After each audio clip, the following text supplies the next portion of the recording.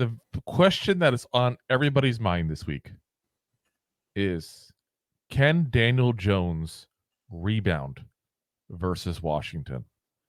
That is the $1 million question. Some may call it the $40 million question I was going to say. with Daniel Jones here right now. And, it's one of those things that you got a team that he's had success against. Say the least. He's 5-1-1 against the Commanders in his career. So if you're going to expect a comeback game, so to speak, for Daniel Jones, it's probably his best option is the Commanders, because that's the one team in the NFC East that the Giants have had success against. It's probably why we don't hate them as much as we hate the Eagles and the Cowboys. It's the one team that we normally beat. And if you look at his stats in those 7 games, Daniel Jones is a 69.7 completion percentage, averages 216 yards per game, 10 touchdowns, 3 interceptions. Which is some of his best stats Yes. to his career. Yes. And, we looked at a game-by-game basis here because Daniel Jones often talked about how much better he plays against the Commanders than he does anybody else. Here's the crazy thing. If you really break down what he's done, it's not as good as stats as you think. So he had 5 of his touchdowns in one game. That's also the only game he had more than 250 yards passing. He had 352. That was back in 2019. So 352 yards and 5 touchdowns. So probably, I'm pretty sure, the best game of his entire career by far. He only had 2 of the 10 games. 2 of the 7 games with more than 225 yards. So it begs the question, is Daniel Jones a guy who's been dominating the Commanders, or have just the Giants as a team really done it, and Daniel Jones is kind of along for the ride? A little column A, a little column B, because he does. He's Out of my head. He has control of the offense. I'm picturing Daniel Jones now dancing around, going, "You never had a friend like me, like the genie." You ain't never. But yeah, no, it's listen, it's a valid thing though. When you're only averaging 216 yards per game in 7 games, and in one of those games you had 352, so like 1.5 times what you average. Guys, that means most games he's doing under 200 yards a game. That's not dominance. But it's also his average. But that's what I'm getting at, is does he really play that much better against the Commanders? Or is it that one game that's making his stats look that much better? That's what I feel like. And I feel like we've all kind of gotten into that because it's been drilled in our head. Oh, Daniel Jones plays his best against the Commanders because we're used to winning against the Commanders. That's what it boils down to. And winning cures all, and winning makes you ignore things.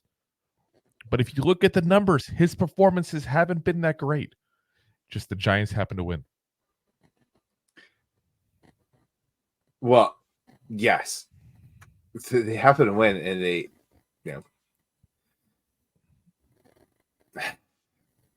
winning for Daniel Jones could be an extra 50 yards and maybe half a touchdown. And that's a big deal when looking at his stats. Because, when we won in 2022, what was his average winning yards? 200? 195 yards when you won a game? How many touchdowns? 1.6? 1.7 a game? Yeah, it's just like I said, it's just I think part of what it is, and I said this previously to somebody, I feel like Daniel Jones has made us lower our bar for what's considered good from a quarterback, if that makes sense. Well, it definitely does because like half the DJ fans out there or half the Giants fans, like we forget about Eli. And listen, we're all rough on Eli when he first started. Oh yeah, And yeah, the guy's going to go down as a Hall of Fame quarterback. he better. Yeah. He better. And when we never, while he was a Giant, I feel like he never got quite the respect he should from the fan base. But Daniel No, Jones should get respect as an individual because I do think he tries. It sounds like a thing. Like I feel like I'm talking like a parrot right now. He tries hard, but it's like he does. He does try hard. The effort's there, but he sucks. And we just have to say that. We just have to call it like it is and say he's a really good guy. You know, if Kay Adams was my daughter, I'd be okay with him dating her. He's probably a really nice guy. He just strikes me as that. You know, he's dealt with a lot of adversity. He never lashed back out at anybody. But he's not a good quarterback. He has no right still being a starting quarterback in this league, in my opinion. And I have a lot of. I'm going to disagree because there's anger. a contract that has a lot of guaranteed. But that doesn't matter. That doesn't matter. You can still sit him on the bench and say, you know what? We gave you a ton of money. They did this to Kenny Galladay. Said, we gave you a lot of money, but you haven't lived up to it. We're getting somebody else in here to compete with you in camp. At least he gave Kenny Galladay more than one game. Yeah. It's just, yeah, but I don't know. I feel like it's just time to move on, guys. It's time. You're not wrong. You're not wrong. But if we're gonna talk about like bad stats about him, like we have to play devil's advocate. And we have to go both stats on him. Like, hey, listen, 2022. No, I get it. Like, wasn't a bad year. Like, he play good for us. Like last year, it was a terrible year. Injured, most of the time. And like, let's be real. Like, he's coming back off the ACL and injury. Like, he probably should be starting. Like, we probably should have brought in someone else to start this year if we thought he was the answer. And guess what? He's probably not the answer. We probably shouldn't have brought him back as the starter. And we probably should have moved on this year and just said, sorry, we made mistakes. Both ends. Let's just move on. We could also both do better. Yeah. I don't know. I feel like I have a lot of anger still at the fact that there's no competition brought in for him. And that's been my biggest issue. You know, and that's but you know, it's like now he gets a competition, so to speak, a team he can face that literally made Baker Mayfield look like an all-star, Pro Bowl level, all-pro kind of quarterback here. And that's where I'm kind of curious to see what happens here now, because you got a team that he should be good against, like he should be good against this team. Here's the numbers, guys. What Baker Mayfield did last week: 24 of 30, 289 yards, 4 touchdowns. That's a lot of touchdowns. That's a very high completion percentage. It's a good number of yards. I'm not going to say that's astronomical, but it's a good number of yards. Like that's if I did the math, I didn't do the math. I know I love to do the math, but that's probably like a 4,000, 4,500 kind of yard kind of season at that point. That's a really good start to a season. I wish DJ had half that. So and Baker's not a great quarterback, guys. He's an average quarterback. I'm not saying he's crud. We take him in a heartbeat right now, obviously. Yeah. But he's not. I knocked Baker last year. He's not Allen. I knocked Baker last year, but I would take him in a heartbeat right now. Who wouldn't? If you wouldn't, go in the chat and say it, because I'd love to see if someone say that and hear why. I just feel like he's an average quarterback in this league, but he got made to look really, really good against the Commanders.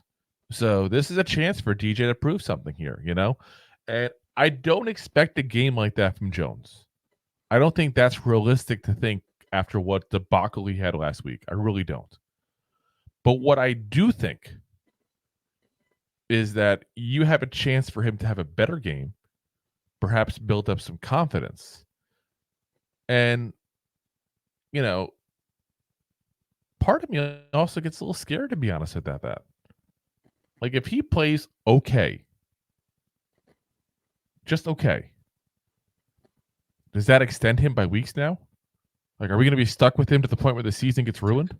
Because it's not over yet, guys. It's 1 weekend. Like, I know everybody wants to act like the sky's falling and we're done. The season's over. It's not done.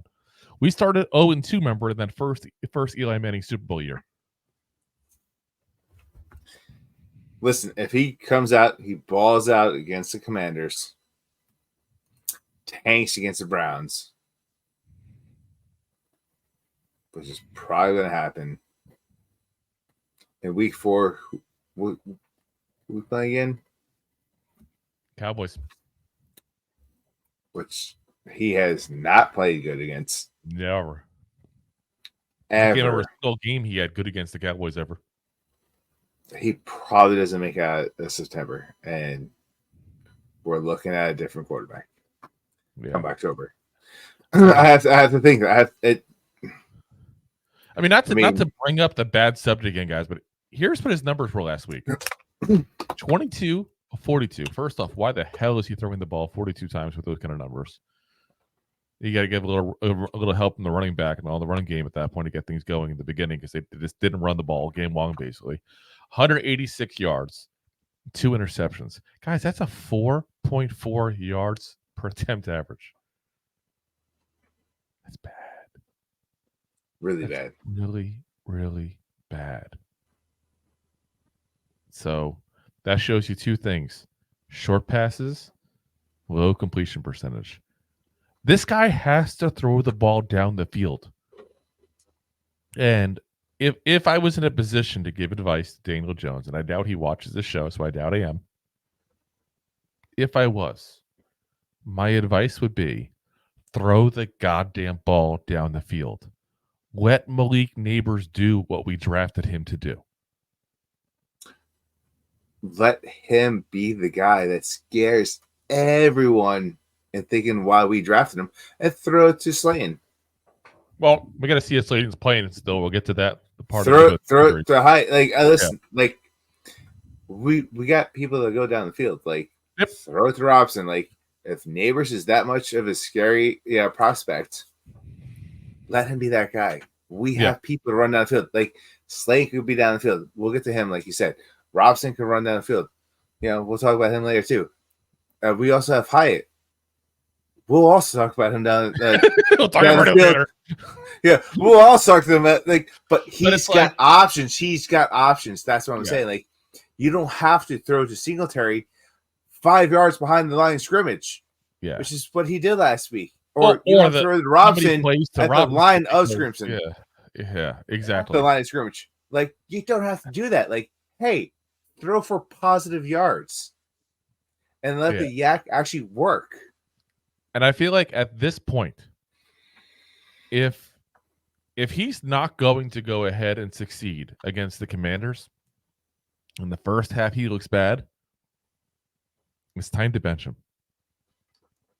I already want to bench him, but I understand Dable saying, you know what? This was our plan going into the season. We got to give him a chance. Like, 1 game is not enough.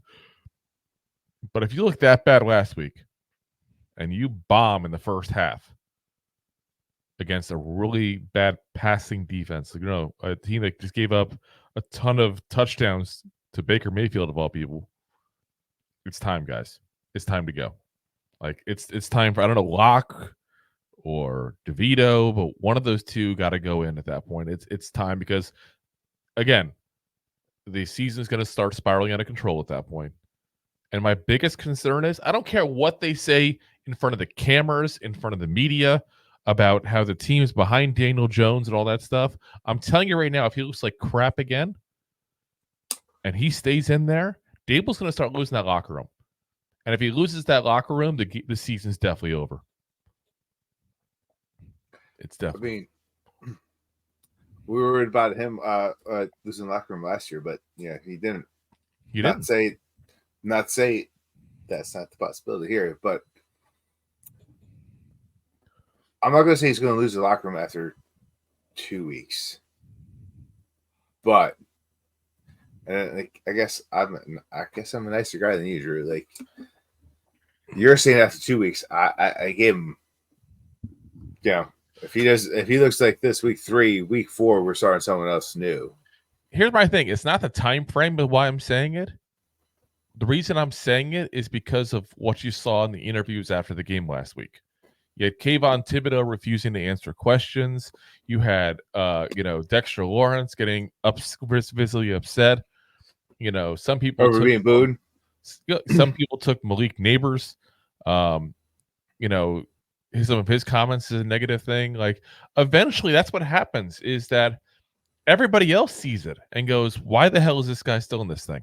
We can't win with this guy." That's what happens. And I'm not suggesting the locker room's at that point yet. I'm not. But what I'm saying is they're going to get to that point really quickly. Because I'm telling you right now, there is talent on this roster. And I know I sound like a madman saying that because how bad this team looked as a whole against the Vikings. There is talent on this roster. We had the best left tackle in all of football last week.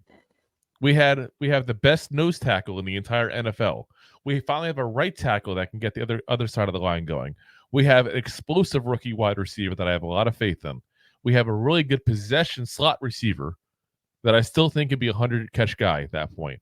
Like, we have weapons, guys.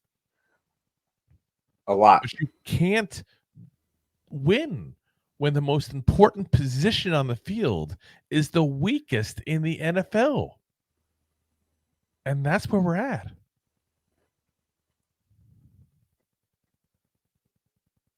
You're going to lose the roster eventually. You're going to lose the locker room eventually. Yeah. And I don't know the timetable on that. That's something Dable has to feel out or know. That's not something we can look at and say, okay, well, he's going to lose the roster at this point because that's a deadline. Like, there's no hard set deadline. No, every group of but people it is, and also in the same point, you say like now, like you could lose the locker room by next week. You could also lose the locker room next week by replacing EJ because the team has faith in him. So it is a fine line as a coach. Listen, I'm not. You give me that look, that's fine. I'm giving you that look because there ain't enough Kool-Aid in the world to drink to have that kind of faith. Not saying like there might be guys that said like they've been playing with DJ for a while now. Like, hey, he's our guy. He's our guy. Like, how many guys the past 2 years have come out and say DJ is a good guy? He's our guy. Great guy. Listen, again, we said he's a great guy. It's not personal in any shape of the imagination. No. But how many guys? Because DJ has a locker room. He does.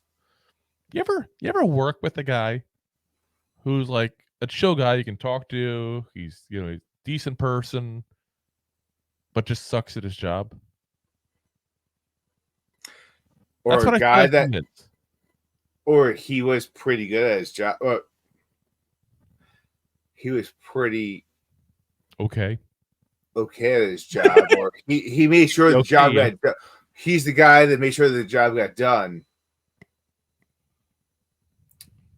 And everyone liked him rather behind him. But as soon as the job was getting slow to get done, like people, bosses got on his butt. Like some people get upset about that. Yeah, so there's a fine line. Like when you talk about losing the locker room, like it goes both ways.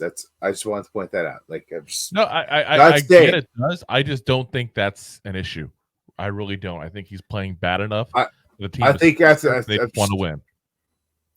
You're not wrong. I'm just saying there's a fine line. Like week 4, like I said, might be too much.